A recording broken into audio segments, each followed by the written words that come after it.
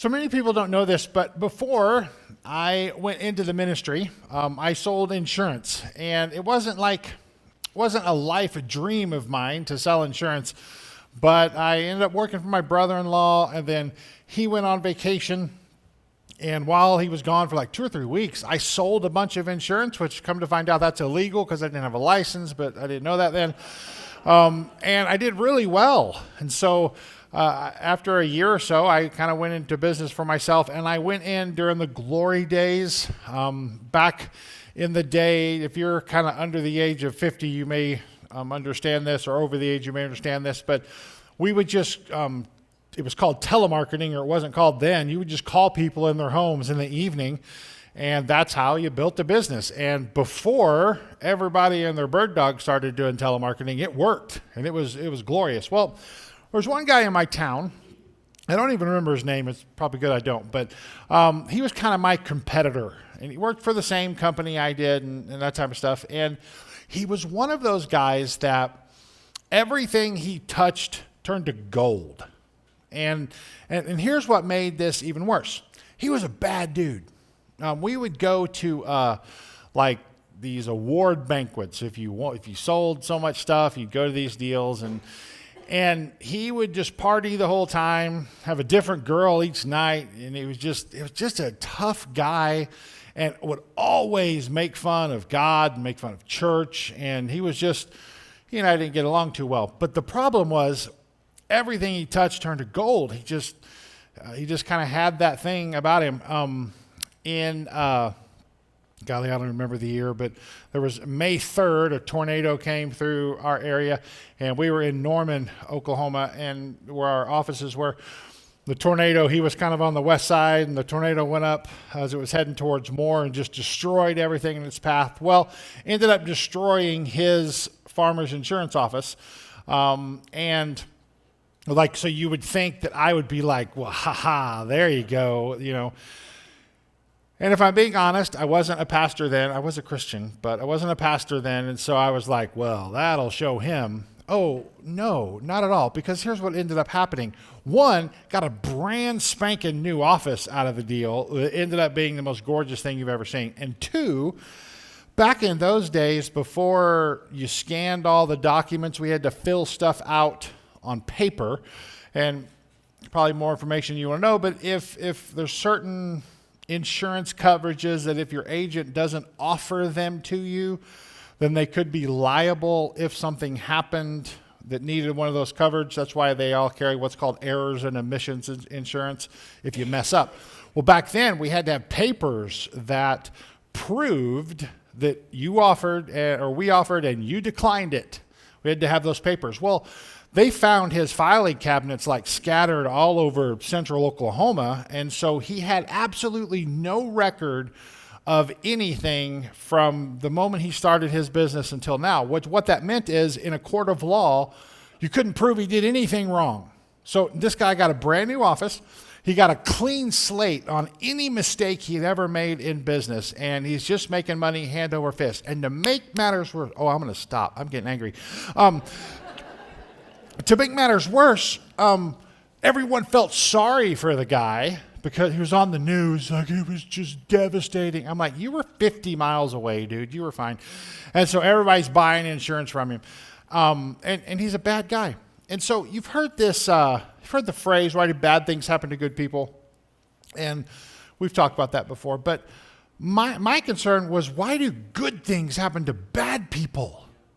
Why is it that the bad people in our lives, and I'm a bad person too, we're all bad people, I get that, but the people that just make it their point to profane the name of God, to insult anything that has to do with the Bible or Jesus, or people that are just mean, why do all these great things happen to them? Where you are trying to live a good life, you're trying to be a good person. You're trying to follow the teachings of Jesus, and it just seems like it's one thing after the other that you have to deal with that no one else has to deal with.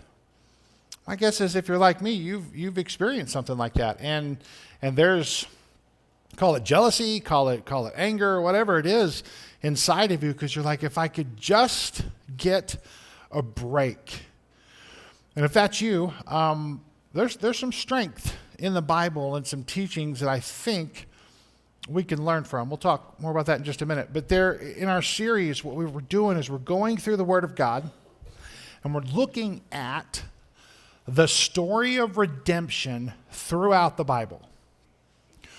In 30 seconds or less, kind of the news flash is that Jesus wasn't born on Christmas. He put on flesh and became a baby on Christmas, but he has always existed. God the Father, God the Son, God the Holy Spirit, since the beginning of time, the Trinity. And if you're having a hard time understanding that, join the club, because all scholars and theologians have a hard time understanding that. And when you find a guy or you find a pastor that says, I can explain it, it's simple. It's not. It's not simple. It's just something that our minds can't wrap around, that God has always existed. And so if that's the case, what we find when we read the Bible and we look past the history, we look past in some of the books the poetry, or we look past the prophecy, what you find is you find Jesus throughout the entire Bible. And so in this series, what we're doing is we're trying to put together kind of a list of all of the places in the Word of God where Jesus himself is mentioned. So in week 1, we said that all creation, whether it's the nature of God, the nature of man, the nature of Satan, the nature of sin, that everything is wired together and is under God's control. And then last week we talked about how God made a promise to Abraham, and then that promise is ultimately fulfilled in us. Now here's what's really cool when you read the Bible. There are some things in the Bible where, and primarily in the Old Testament, where the purpose for them being there is to tell a story, is to just relay history. Now, can you learn things from them? Absolutely. There are some wordings in some of the poetry books where you can kind of see the point, but the way they said it was a little bit weird because it doesn't really make sense, and they said it that way because it was a song or because it was poetry. But everything else in the Bible is there for a purpose, and I argue that purpose is not just history, that we can learn something from those stories, like this promise of Abraham, that we today are part of the fulfillment of the promise that God gave Abraham. So if you're walking through creation and you're looking through who God created, so excuse me. So we got to Abraham last week. Abraham and Sarah had a son named Isaac. And then Isaac had 2 sons, Jacob and Esau. And then where we're story picking up today, one of those sons, Jacob, his second wife, and they had a son named Benjamin, and Joseph was part of that tribe. And so of those people, we're going to focus on one person today. His name is Joseph. And here's what's interesting. Joseph kind of set the stage to continue to bless everybody else. Now, here's what's cool about the story of Joseph. It's one of, if not the longest stories in the Bible. From Genesis 37 to Genesis 50, it's the story of Joseph. So if the Bible covers 3,500, 3,900, depending on how you camp out in theology, but 3,500-ish years of history, and there's just less than 1 million some odd words in the Bible, here's what you know. You know that there's a bunch of other things that happen that are not written down in the Bible. We have no idea what those are, but you know that this is not the complete narrative of mankind history. It follows the story of God's people. And so there were other tribes, there were other countries, there were other things that were being developed during this time, but the Bible focuses on one of those. So in our focus, anytime one of the largest books of the Bible, Genesis, and one of the largest story in the Bible is on Joseph, we should pay attention and ask ourselves, is this story here just to tell us about a family and kind of some bad things that happen in the family, or is there something we can learn from it? And what we're arguing in this sermon series is that we can see Jesus reflected in those stories. And this is where it gets so fun for me. So Joseph, one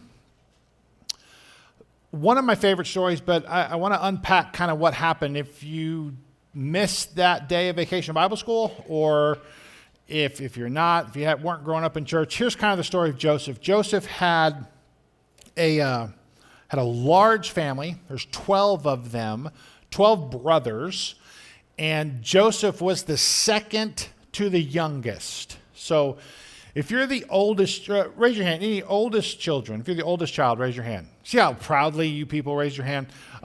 If you're the youngest, raise your hand. Yeah, see, and then they raise them a little bit higher because they're like, we know we're special. If you're the middle child, yeah, some of you are like, yeah, don't say anything. Don't mention it because, So you have Judah on one end, you have Benjamin on the other end, and somewhere nestled in the middle, toward the end, you have Joseph.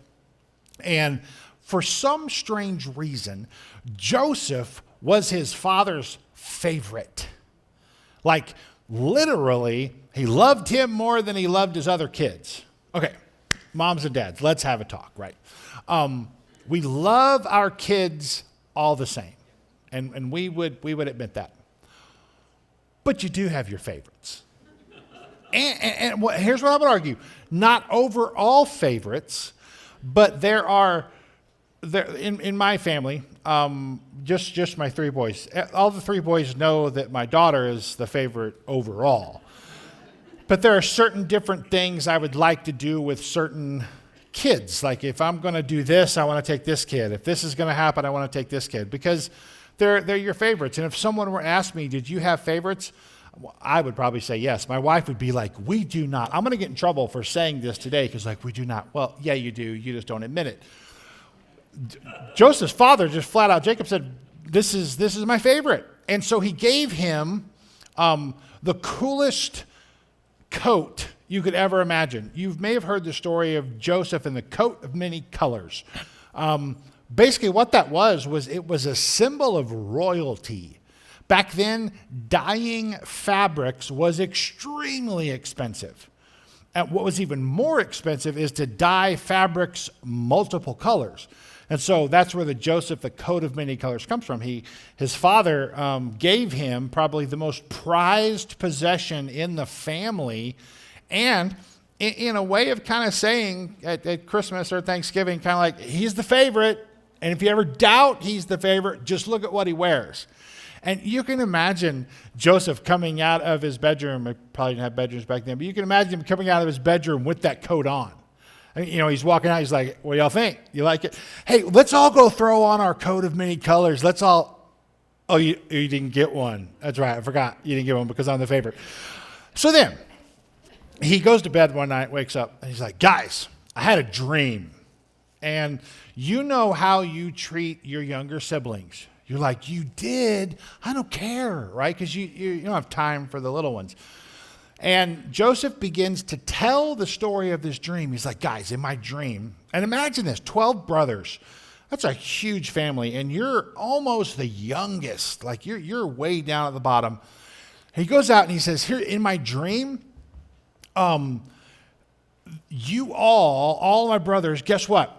You're going to bow down and worship me. Isn't that going to be great, guys? Okay, put yourself in the 10 other brothers. Maybe not Benjamin. Maybe he was too young. We don't know. But put yourself in their shoes. They're like, you think so, huh? Think that's how it's going to happen. And then the next night he has another dream. He's like, guys, I had another dream. They're like, oh, we can't wait to hear this one. He's like, not only did you guys bow down to me, but Dad bowed down to me as well, right?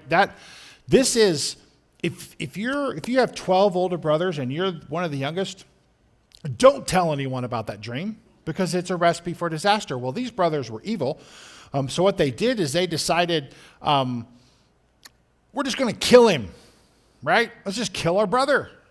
And if you have siblings, you've thought about it. I have a sister. No, I'm just kidding. I don't think about it ever.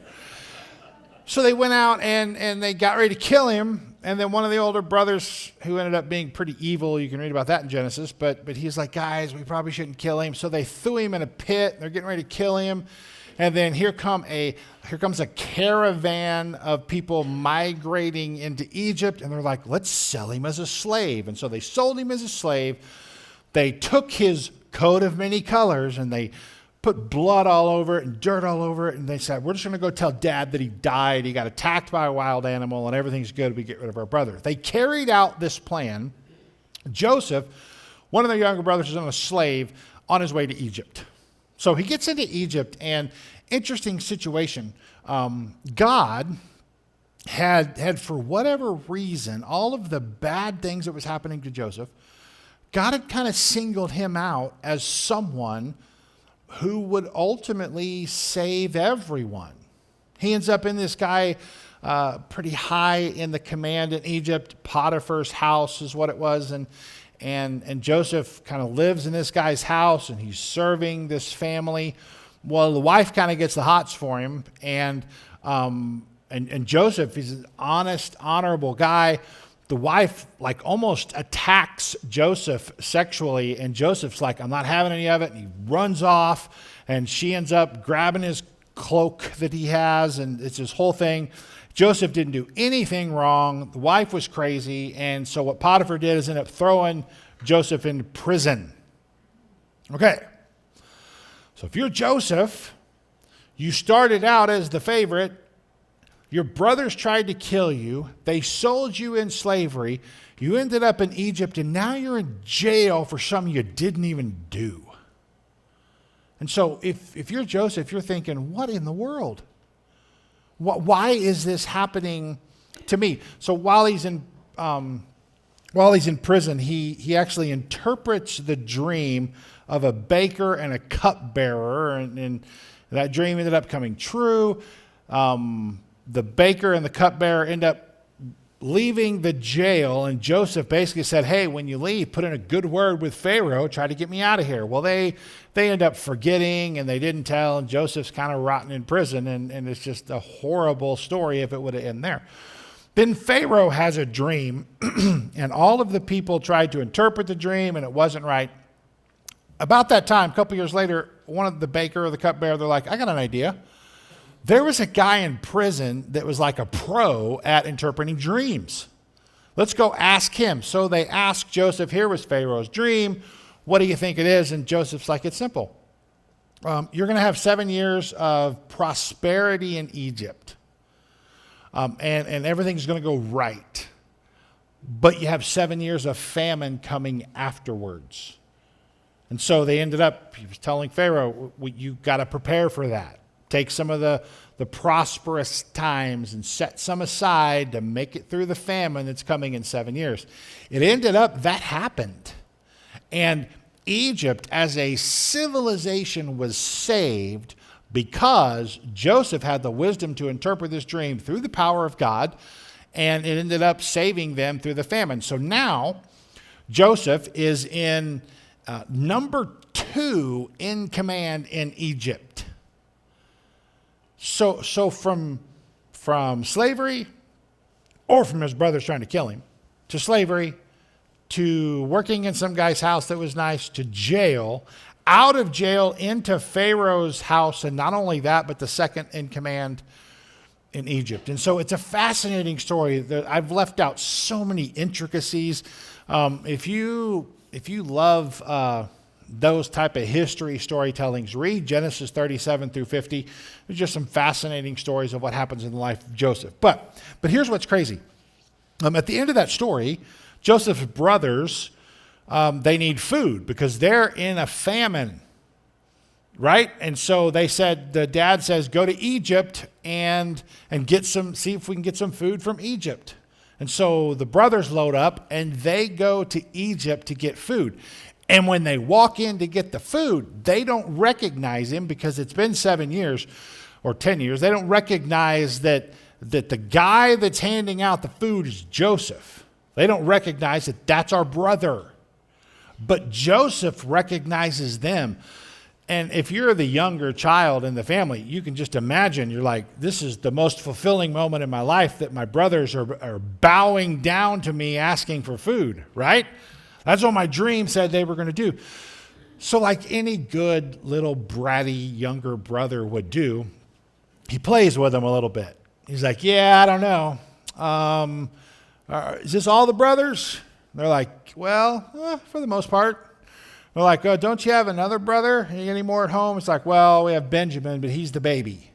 And you don't know if they were like, we did have another brother, but we lost him, I guess you could say. We don't know about him.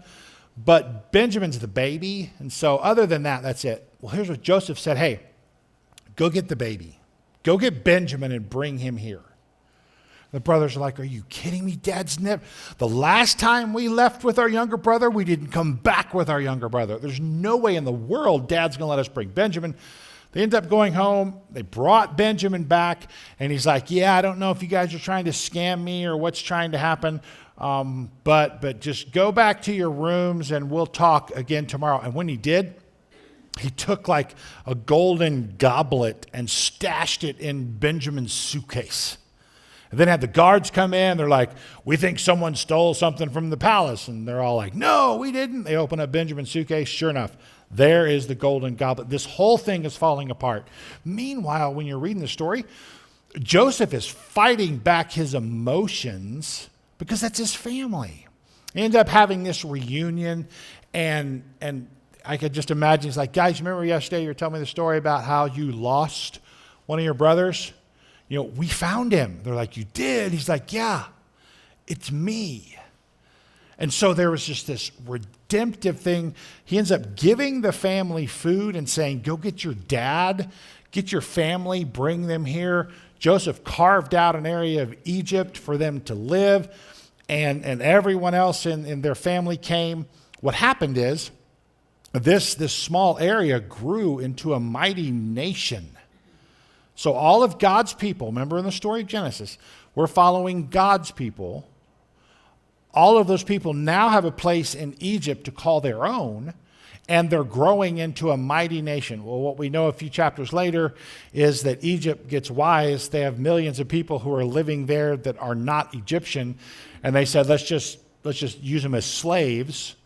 And so Pharaoh ended up enslaving those people. And if you're familiar with crossing the Red Sea, you can see where this story's going. So in the story of Joseph that I've taken 5 minutes to explain, and it's a massive story in the Bible, what can we learn from it? Because there's got to be more than just history. Because when you hear that, you're like, oh, it's scary, it's funny, there's some comedy, there's some seriousness, there's an arc of the characters. And so what can we learn from it? Well, I'm going to argue that there's a few things we can learn. If you have your listening guide, we're going to go through these kind of quick because I want to kind of get to the end to put all this together. Here's the first thing that we can learn about Joseph and how Joseph's story mirrors your story and my story. Number one, his family was dysfunctional. Raise your hand. No, I'm just kidding. Don't do that. His family was dysfunctional. As I'm telling the story of Joseph, there are some of you, if you have bigger families, you're thinking, yeah, we have a sibling we would like to kill or sell into slavery. And you're thinking, yeah, Dad did favor one or the other. If you're here and you're like, we would never do that to our family, you're the ones that your siblings want to kill, by the way. I'm just going to throw that out there. His family was so dysfunctional. And what's interesting, I think we could preach a whole sermon series just on this. Remember, in the Bible, we're following God's chosen people. You've heard of the God of Abraham, Isaac, and Jacob. Jacob was the father of Joseph. And so what you end up happening is that God's people who are going to usher in this new promise that God gave to Abraham last time was as dysfunctional as they come. So for us, there's kind of a point here that says if you think your family's so dysfunctional or that you are so dysfunctional that God could never use you, you've lost that argument because you're exactly who God wants to use. And I think one of the greatest things is we can relate to that. We can relate to that sort of dysfunctional. So his family was dysfunctional. His past was depressing. I wonder how many times in prison Joseph told that story. Wonder how many times he told his inmates, his buddies, he's like, yeah, you're not going to believe what happened. I had a dream, I had a coat, and they threw me in a pit, and I got sold, and all this stuff, and Potiphar's wife.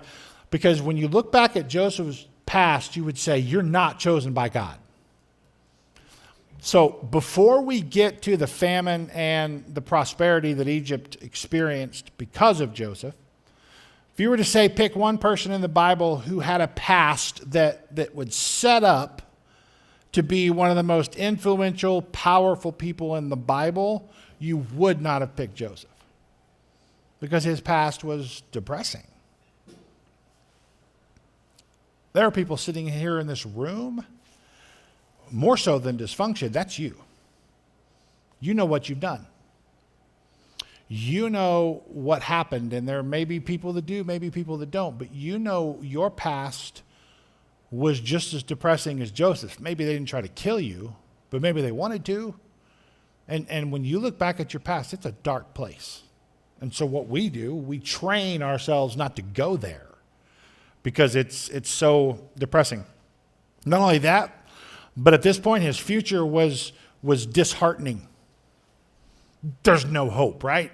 What possible good could come from everything that Joseph has experienced into this point? Matter of fact, Job chapter 2, 9, 10, something like that, you almost want to say, Joseph, why don't you just curse God and die like they told Job? I mean, come on. At this point, when you were little, everything was great. But since then, everything you have touched, it hasn't turned to gold. Everything you have touched is broken. Just curse God and die. Clearly, God cannot be helping you and cannot be with you and cannot be molding your future because it is as disheartening as it gets. But see, what's crazy is we know the other side of the story, and we know that not only was God with his hands on it, God was molding that future. But here's what kind of separates Joseph. His faith was distinct. It was set apart. It was different. His faith was different than everyone else because in the middle of all of this chaos and tragedy and dysfunction, Joseph still had faith in God. Man, I hope, I wish that could be said about me. I wish that could be said about you. Some of you have walked some dark roads. There are people in this room today, not just that come every once in a while, in this room today. When I look back through your past and what you've had to endure, there's part of me that wants to ask God, why? Why not spread out some of that hurt and pain on the rest of us? Because these people are just going through it. My hope is that your faith is different enough, that your faith is so distinct that it literally carries you through. Joseph had every reason to throw a pity party, right? But he didn't, that we know of. He hung in there because his faith was different. Here's where this story kind of culminates. If you haven't heard this verse before, you're going to want to write it down or highlight it in your Bible because it's so good. And this is just kind of an edited part. It goes on more. But Genesis chapter 50, at the end of the story, verse 20 said, "But as for you, what you meant evil against me, but God meant it for good." Previously, and we've thought about this in the sermon, when I do notes, I have just pages and pages, and I have to whittle it down into something that doesn't take all afternoon. But we kind of did a word study on this, and it's fascinating. If you're interested in that, I can share it with you. But what God meant it for good, there's some translations that'll say what God used for good, and there's kind of this argument about what that Hebrew term meant. But the basis that everyone would agree on is that the evil that you experienced, the heartbreak that you experienced, God was in it. Didn't necessarily cause it, or in some cases, allowed it to happen so that you could see the good that comes out of it. Let's just be honest. This is one of the foundations of Scripture that I do not understand. And I would argue that any pastor or teacher to try to tell you that they do understand it, I don't understand why God allows things to happen so that your faith grows, but you still have to endure the thing that he allowed to happen. You find it throughout the Bible. We don't talk about this at Vacation Bible School, and I have to look at my notes. I don't think we're even going to deal with it. Oh, no, we may deal with it next week. The Bible clearly says that at the end of this, before they go across the Red Sea, that God hardened Pharaoh's heart, which leads you to believe that Pharaoh was going to let the people go, but God changed his mind so that they had to endure everything that they had to endure. How this happens, why this happens, as a dad, I don't understand. But looking back, you can see how your faith grows through the process. One of the things I've always done with my kids is we have some firearms in our house, and I want my kids to be safe around them. So from the very, very beginning, we didn't hide them from them. We taught them about them. I was making my kids shoot pistols at 3 years old, so that there was maybe not 3. My wife's in here. I mean, did I say 3? I meant 30. 30. I meant 30. For the purpose of just understanding the respect for the power of it, to understand how they work so that accidents don't happen. What I did not do is I did not put them in a situation where they're going to have a gunfight and they've never used a gun before. It doesn't make sense to me. I did not create situations. If I want my brothers, let's just say we want the kids to learn how to forgive each other after a fight or an argument. Okay, that's the goal. I want them to learn to do that. What I didn't do is I didn't start rumors about each other. I didn't go into Tanner's room and say, hey, as soon as you walk out of your room, Nathan's going to punch you in the nose. And I didn't go in Nathan's room and be like, hey, as soon as you do something, Tanner's going to try to trip you. So you need to go first. And then Josh, when they're done beating up each other, they're both going to beat. I didn't do that. And that's not what happened in the Bible, but I protect in a way that seems right to me. But here's a part of Scripture that you can't get past. God could stop things. God could heal. God could put an end to what you're dealing with. He has the power to do so.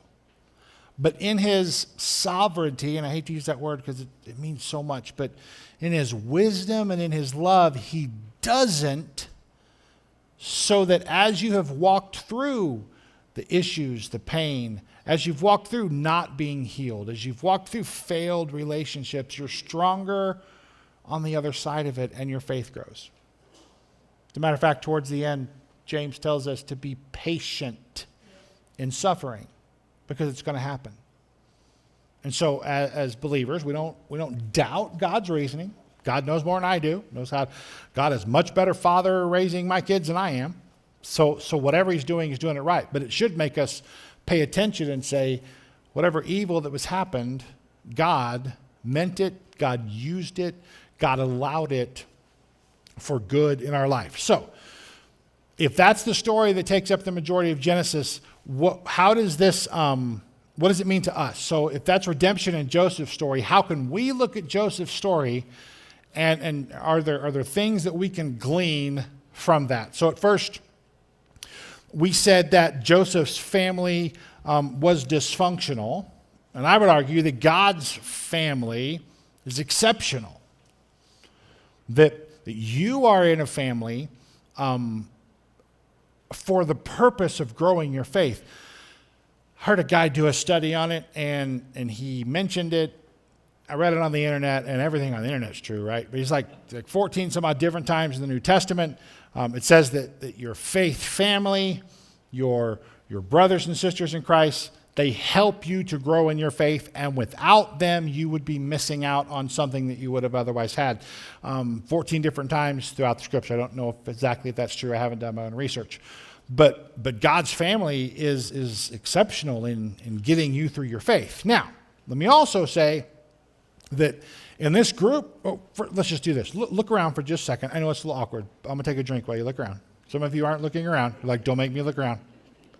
Okay. You know, because you're giggling, this is the most dysfunctional group in the world. Good grief. You want issues? We got more issues than you could. For what crazy reason you decided to make this your church home with a pastor who has more issues than all y'all, right? And so we're as dysfunctional as they come. But through that, the glory of God is revealed, and we grow closer to Jesus Christ. And so in the same way there's dysfunction, it was exceptional, and it puts us on this path. Here's what God did through Joseph. He took the second to last born, not the firstborn, not the baby, some middle child. I didn't think about this till now. All you middle children, there's hope for you. Maybe. I can't promise it, but there's hope. And moved him to power. God just totally got rid of the hierarchy or the patriarchy that existed in this world. He totally got rid of kings and queens and priests until you fast forward to the New Testament, and here's literally what is said about us. But you are a chosen race. You are a royal priesthood, a holy nation, a people for his own possession, that you may proclaim the excellencies of him who called you out of darkness into his marvelous light. So from Joseph, he just totally shattered that, well, I'm not the firstborn, or I'm not that educated, or I wasn't born into royalty.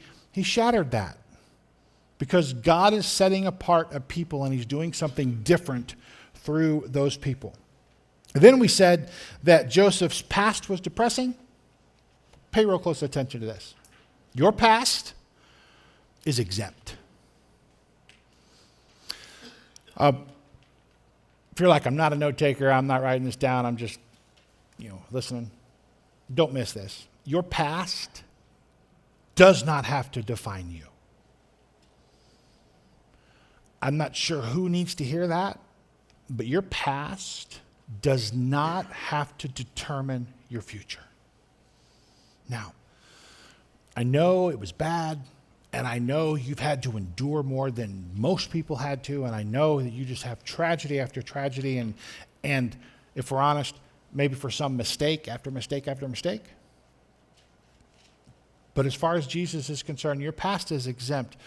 So much so that when you become a follower of Jesus, the Bible says that he creates in you a new heart so that your past can be exempt. Do not let your past define you. Now, I know some of the issues that are just in this room, and you may have to deal with those because it is such a part of your foundation that it has grounded you in that past. You may need some help. You may need some professional help to realize that your past is exempt, to get over it, to move on. I doubt you're ever going to be able to forget it, but to move on from it. But God, when he sees you, he doesn't look at your past. He doesn't look at the things that you've done. He looks at your future. He looks at where you were going. Here's what's crazy. Your past is pardoned, so to speak. You get a blank check. 1 John 1:9 says, if you confess your sins, he's faithful and just to forgive you of those sins and cleanse you from all unrighteousness.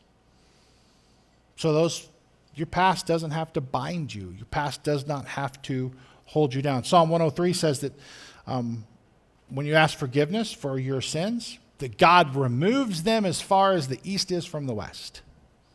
That God takes them off of his radar. That God totally removes them. It's harder for us to do, but God forgets them. Your past is exempt. We said that Joseph's future was disheartening. Our future is eternal. If you are a child of God, you have an eternal future with the Father. One of the most popular verses I think is in the Bible, the most popular, John 3:16. God so loved the world that he gave his only son. Whoever believes in him should not perish, but have what? Everlasting life, eternal life. That's the goal. That's why it's so significant being a follower of Jesus. And finally, we said that Joseph's faith was distinct, but our faith is essential. You will not navigate the things that the culture throws at you, that your family throws at you, that your government throws at you. You will not navigate those things unless your faith is growing. Notice I didn't say strong.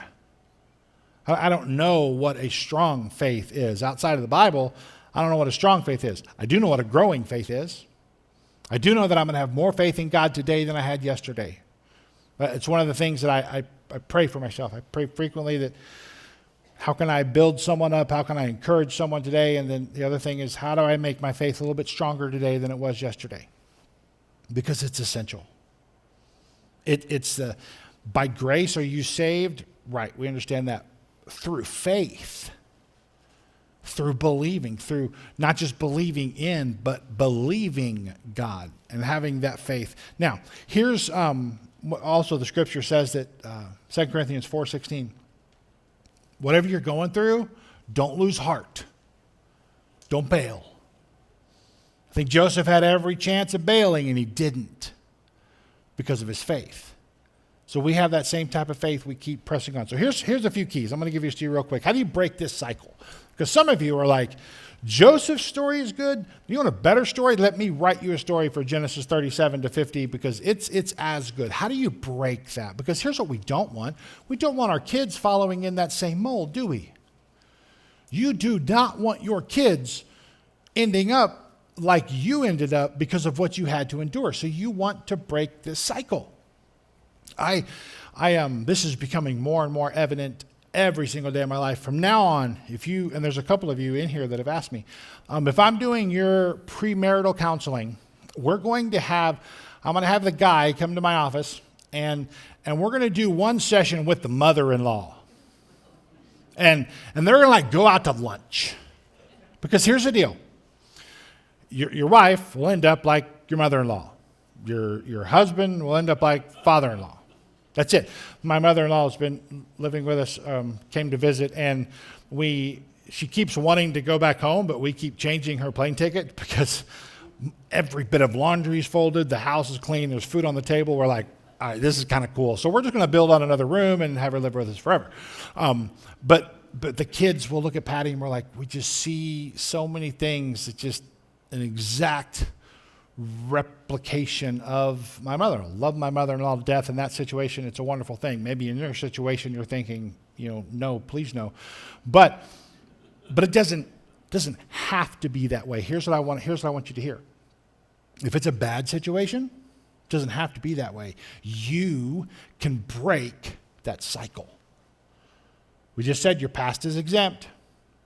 And that's probably how it may turn out. You can break the cycle. Let me give you 3 things real quick to do it. First realization is this: that God is always in control. God was there when Joseph told his brothers about the dream. God was there when they threw him in the pit. God was there when they sold him to Egypt. God was there in prison. God was there with Pharaoh. God was always in control. In the Bible, you see this weird thing, and I can't explain this, but the divine sovereignty of God, which means he works in all things and through all things, that God is in total control. But then you also see the human responsibility, which I don't understand, but God does it through us. He uses our failures to accomplish his divine sovereignty. And if you're like, oh, it's like some of you scholars, you're like, I don't know, you're flirting there. I don't know that God uses us to accomplish his sovereignty. Well, okay, here's my argument. Find a place in the Bible where he didn't. With the exception of creation, I don't know of a single story in the Bible where God acted alone without using people to accomplish his purpose. I mean, you could argue the resurrection, but then I would say, but we killed him. And so God, for whatever reason, he's totally in control, but he uses people around you to show his goodness and his sovereignty. You find that throughout the scripture. God is always in control. Number 2, some of you need to hear this. God always keeps his promises. You're not too bad for God. You're like, well, God keeps his promises for most people, but they haven't seen me. If I hear that one more time, I'm kind of sick of hearing it. I want to say, you're not as bad as you think you are. You're not. And God doesn't bail on you because of your badness. God always keeps his promises. He told Abraham, you're going to be a blessing to the nations. Moved to Joseph. Joseph blesses Potiphar's house. Joseph ends up saving Egypt. Talk about a blessing. All right, let's be real.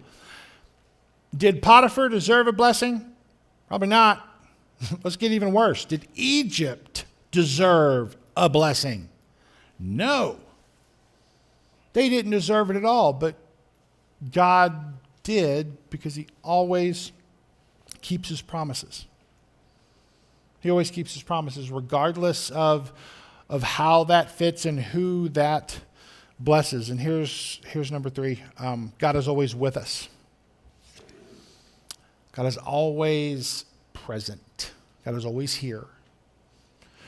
And I would even argue that God is always involved deeply in the details of your life. And just when you think that God is hands off, I can promise you he's not. Then you would say, well, then why doesn't God fix it? And let me just be honest, I don't know. But we have 3,500 years of history that just shows that God's not quick just to come in, kick the door, and save things and fixes things. He only did that one time, and that was with Jesus. In every other story we see, God allows us to work through it, and he's with us the whole time that he's there. He's with us all the time. He's always there. And here's what's crazy. God's going to bless you, and other people might be blessed because God blessed you. I have no idea how that works, but it happens all of the time. 2 Timothy, let me just read this, Genesis 39, it says, the Lord was what? He was with Joseph. And he became a successful man, and he was in the house of the Egyptian master. Why? Because God was with him. Check this out. 2 Timothy, Paul's saying that at my first defense, no one came to stand by me, but everyone deserted me. You ever felt like that? You ever felt like you're on this one on your own? May it not be charged against them. So don't blame all my friends for bailing on me, but the Lord stood by me and strengthened me. And if you want a tattoo verse, that's it right there. But God stood by me and strengthened me, that so through me the message might be fully proclaimed to all the Gentiles, that they may hear it. So I was rescued from the lion's mouth. Everyone else bailed on me, but God was present. God was there when you need him to be there. And God's there when you don't want him there. Right? You're not hiding anything from God. He sees what you're doing. God knows your browsing history on the internet. God knows the things that you say. God knows the feelings that you have in your heart toward people. And think about this. And he's still there.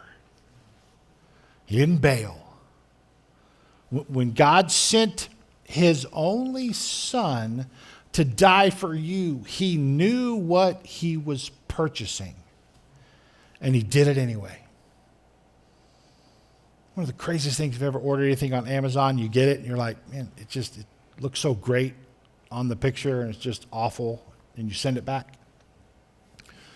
God knew exactly what he was purchasing, and he did it anyway. Why? Because he loves you.